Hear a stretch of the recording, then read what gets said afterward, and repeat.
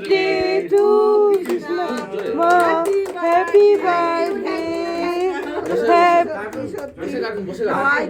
এবার sit down. এই তো ছুরি আছে। আজকে 30 ডিসেম্বরটা তো ফেসিয়াল করবেন না? ফেসিয়াল আজকে কে দিনটা আমার কাছে প্রচন্ড স্পেশাল। ভিডিওটার শুরুটা দেখে বুঝতেই পেরেছেন আসলে আজকে আমার মায়ের জন্মদিন। প্রথমত সেই জন্মদিনটা পড়েছে আমরা যখন ঘুরতে এসেছি সেই সময়ের মধ্যে। এটা তো একটা খুশির ঘটনা। আর তার থেকেও বড় কথা যে এই মায়ের জন্মদিনে আমার শ্বশুর বাড়ির সবাইও সামিল হয়েছিল। আমার শ্বশুর, শাশুড়ি, ভাসুর আর আমার হাজবেন্ড তো ছিলই আর কি। তো এইটাও আমার একটা উপরি পাওনা। আর এই শুরুতে মায়ের জন্মদিনের কেক কাটা দিয়ে আমাদের ভিডিওটা শুরু করলাম। তো চলুন, আজকে অনেক প্ল্যান আছে। সামনে কেক কাটাও হয়ে গেল। আর এই যে এখন আমরা সবাই রেডি হব, কারণ একটু বাদেই আমাদের গাড়ি চলে আসবে। গাড়িতে করে আজকে আমরা সামনে সাইট সিন গুলো করতে যাব। আজকে তো আমরা যেখানে যাব সেই জায়গাটার নাম হচ্ছিল তিনচুলে। এখান থেকে বেশিটা দূরে না হলেও আমরা যদি 10টায় বাড়ি থেকে বেরোই তাহলে আমাদের আবার হোমস্টেতে ফিরতে ফিরতে সেই 4টে মতো বেজে যাবে। এখন সবাইকেই তাগাদা দেয়া। আরে মধু খেয়ে আসে। তুমি তো হিরো বাবা, তুমি তো তোমরা ওই পিছন দিক থেকে। আরে দেখুন, ইনি তো আমার দাদা ভাই, চেনেননি? আর কি সুন্দর যত্ন নিয়ে চাদরটা ভাঁজ করছে দেখুন, খুব ভালো।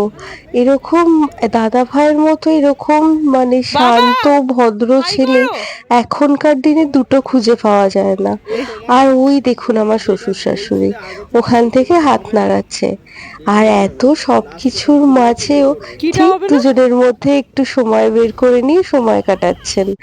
আর এই যে এই লামাহাটা ইকো পার্কে আমরা আজকে এসেছি। জায়গাটার নামই তো বলতে ভুলে গেছিলাম। আর এখানে জানেন তো দেখছি প্রচুর মানুষ এসেছেন যারা কিনা বিভিন্ন ধরনের ভিডিওগ্রাফি করছেন। আর গাছগুলো দেখুন কত উঁচুতে, দেখে এত ভালো লাগছে। আর এখানে জানেন তো খুব সুন্দর বসার জন্য জায়গা করে আছেন।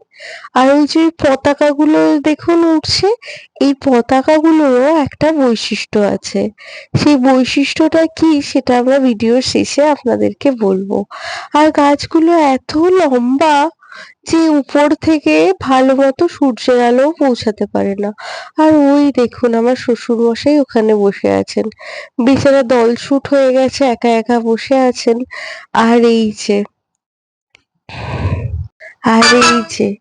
এই দেখুন এত সুন্দর এই লামাহাটা ইকো পার্কটা।